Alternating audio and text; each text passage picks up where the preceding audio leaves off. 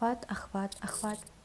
Сәлем достар, менің есімім Аяулым. Сіздермен бірге қазақша СМ. Бүгін сіздермен біз ахваттар жайлы сөйлесетін боламыз. Жалпы ахват дегеніміз не? Ахват ол сіздің посттарыңыздың, стористарыңыздың қаралу көрсеткіші. Яғни сіз постыңыздың астында статистика дегенді бассаңыз, ахват деген бөліктің үстіне белгілі адамдар саны тұрады. Ол адамдар саны сіздің постыңызды көрген адамдардың саны. Ахват ең бірінші орында тұрады. Лайк емес, комментарий емес, ең бірінші орында ахваттар тұрады. Егерде сіздің 1 миллион оқырманыңыз бар болса, бірақ сіздің ахватыңыз 10 мың ғана оқырман қарайтын болса, яғни постыңызды, сіздің ахватыңыз төмен деген сөз. Ахват қандай жағдайларда төмендейді? Әрине, ең бірінші ол ешқандай активность болмаса.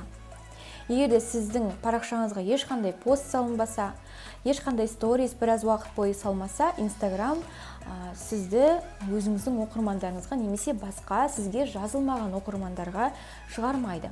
Сол себептен де Instagramға регулярно активность көрсетіп, пост, сторис салып отыру сол себептен де өте маңызды. Және де тағы да бір көрсеткіш ол реакция жоқ.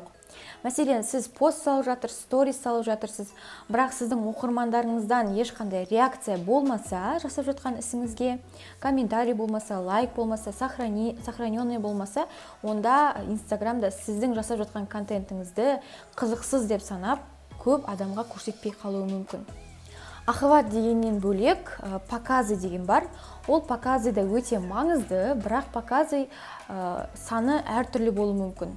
Яғни показыдың саны ахваттан қарағанда көбірек. Неге? Оны түсіндіріп өтем.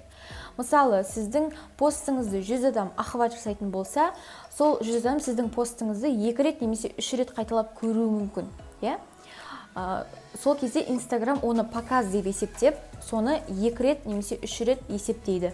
Сол кезде, мысалы, сізден 100 адам қарайтын болса, сіздің показыңыз 250 болуы мүмкін, немесе 120 болуы мүмкін. Өйткені 1-2 адам сіздің постыңызды бірнеше рет қайталап көрді. Жалпы процентпен есептейтін болсақ, егерде сіз бизнес аккаунт болатын болса, сіздің оқырмандарыңыздың 10% активный болатын болса, онда сіздің ахватыңыз жақсы деген сөз. Ал блогтарда, личный блогтарда 10-15% оқырмандар активный болса, ол ахват жақсы деген сөз. Жалпы негізі ахваттар көбінесе сіздің посттарыңызға, сторисқа да кейде байланысы болмауы мүмкін. Өйткені, мысалы, сіздің оқырмандарыңыз кемінде 500 адамға жазылған болса, ол 500 адамның күніге, мысалы, жарты бөлігі 250 адам пост салуы мүмкін. Күніне 250 пост. Ал қарапайым адам күніне максимум 50 постты қарауға мүмкіндігі болады. Сондықтан да адам, сіздің оқырмандарыңыз бүкіл посттарды қарап шығуға физикалық тұрғыда үлгермеуі мүмкін. Сондықтан да ахватыңыз кейде өз санының арасында ойнап тұратын болса, мысалы 50 адамға, 20 адамға ол қалыпты нәрсе. Посттарыңыздың астында сториста активность жасап отыру өте маңызды. Яғни активность көтеру үшін сіз өзіңіздің оқырмандарыңызға түрлі сұрақтар қоясыз. Мысалы, сіз қандай қаладан боласыз, сіз немен айналысасыз, сізге осы нәрсе ұнайды ма, сіздің қандай хоббиіңіз бар. Мысалы, немесе блогерлер көбінесе қолданады, бірінші фото ма, әлде екінші фото, немесе үшінші фото әдемі ма деген секілді.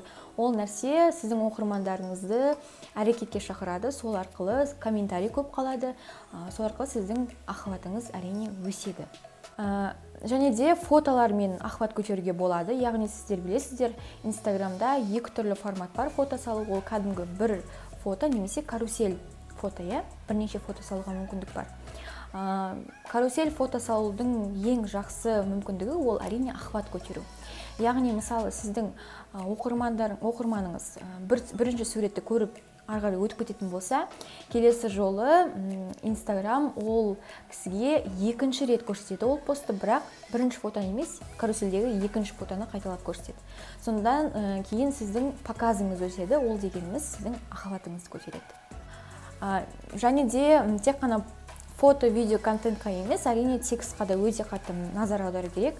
Көбінесе оқырмандарға түрлі кеңестер ұнайды, және де жаңағы түрлі лайфхактар ұнайды, иә. Оны міндетті түрде өзіңіздің контентіңізге қосу керек. Түскен фотолар үнемі басқа фотолардан қарағанда, жай ғана селфилерден қарағанда, күліп түскен фото көбірек лайк жинайды, көбірек охват жинайды. Және де қимылмен түскен фотоларда үлкен охват жинайды. Және де белгілі түрде сюжетный фотолар көп охват жинайды. Сюжетный дегеніміз ол мысалы белгілі түрде бір фильмнің персонаждары киіміндегі фотолар, мультиктің персонаждағы фильмдегі фотолар өте жақсы охваттар жинайды. Және де 2021 жылы тренд болған фото ол әрине 2-3 секундтық қимылмен түскен фотолар. Оны көбісі гифтер деп жатады. Гифтер емес, ол тек қана 3-4 секундқа түскен видео. Бірақ оны тірі фото деп те атайды қазір.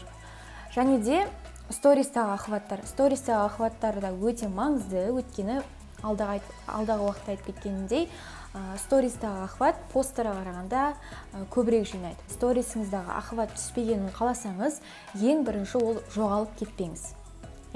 Жоғалып кетпей, үнемі сторис салып отырыңыз. Екінші, күнделікті сағат сайын стористің арасына 2-3 сағат салып, міндетті түрде стористі жаңартып отыру керек. Яғни азанда сторис, түсте сторис, кешке сторис, немесе күнделікті жаңа істеп жүрген ісіңіздің араңызда сторис деген секілді. Өйткені егер де сіз азанда бір салып, кешке бір салып жүретін болсаңыз, сіздің охватыңыз түсіп кетуі мүмкін. Кешке қарай стористі көбірек салған әрине дұрыс, бірақ кешке қарай конкуренция жоғарылайды, өйткені барлығы өзінің жұмысынан босайды, сторис сала бастайды, контент жасай бастайды көп кісі. Сондықтан да ол жағында ескере кеткен жөн. Үшінші, ол опростар жүргізу. Үнемі мысалы мен қайда бара жатырмын, мынаны алайын ба жоқ, мына киімді алайын ба, мына көйлекті алайын ба деген секілді опростар жасасаңыз, сіздің аудиторияңыз, сіздің сторисіңізға вовлеченності өседі. Және де түрлі конкурстар ұйымдастыру, яғни сіз қазір мына жақта менің сторисімді мына нәрсені табатын болсаңыз, мен қай жаққа баратқанымды табатын болсаңыз, сізге мынандай сыйлығым бар деген секілді қызықты стористар жасап отырсаңыз, конкурсты стористар жасап отырсаңыз, сіздің охватыңыз өседі. Және де арасында сіздерге айтып кететінім, үнемі жаңағы отпискаларды қарап отырыңыз. Егер де сізде подпискадан қарағанда жоғарылап кететін болса, Инстаграмда ол алгоритмін кері әсер етуі мүмкін, яғни охватыңызды түсіріп жүруі мүмкін, өйткені сіздің жасап жатқан контентіңіз оқырмандарға қызық емес деген жаңағы алгоритм қалыптасады да. Сондықтан да охватыңыз түсіп кетуі мүмкін, оған да қарап отырыңыз. Егер де сіздің охватыңыз жақсы болсын десеңіз, аудиторияңыз лояльный, тірі болсын десеңіз, гифттерден және марафондардан қашыңыз. Және де келесі, бұл үнемі түрлі жаңа образдарда түсіру, немесе ракурстарды ауыстырып отыру. Мысалы, сіз көп бір сторителлинг жасайтын болсаңыз, міндетті түрде ракурстарды өзгеріп отырыңыз. Мысалы, бірінші түріңізді түсірдіңіз, одан кейін алшақтап түсіріңіз деген секілді, одан кейін текстті түсіріңіз деген секілді. Текстті сторис жасаңыз, сол кезде сізді оқу, сізді қарау оқырманға қызықты болады, охватыңыз өседі.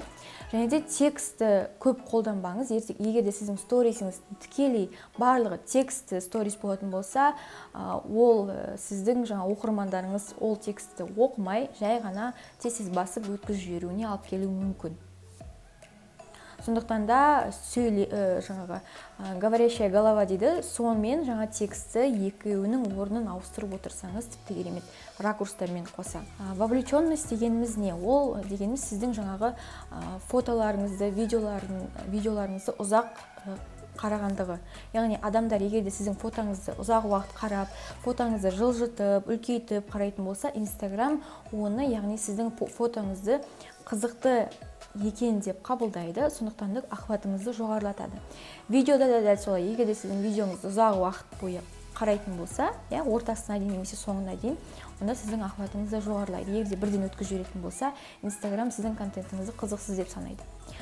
Енді сториста, мәселен сіздің аккаунтыңызда жаңа сторисіңіз қызық емес болса, сіздің сторисіңізді тезірек өткізіп жібереді. Ол кім өткізді, кім өткізбеді, оның барлығын статистикадан қарауға болады. Астында жаңағы стористі басып, астында статистика деген жанындағы бассаңыздар, астында тұрады. Яғни прокручивание вперед, назад, выходы деген. Вперед дегеніміз ол сіздің сторисіңізді бірден соңына дейін көрмей басып өтіп кеткен адамдар. Назад дегеніміз ол сіздің сторисіңізді артқа айналдырып көрген адамдар. А выходы деген мүлдем стористан шығып кеткен адамдардың саны жазылады. Яғни осының барлығын қарап отырсаңыз болады. Жалпы достар, бүгінгі видео аяқталды. Сіздерге түсінікті, нақты болды деген ойдамын.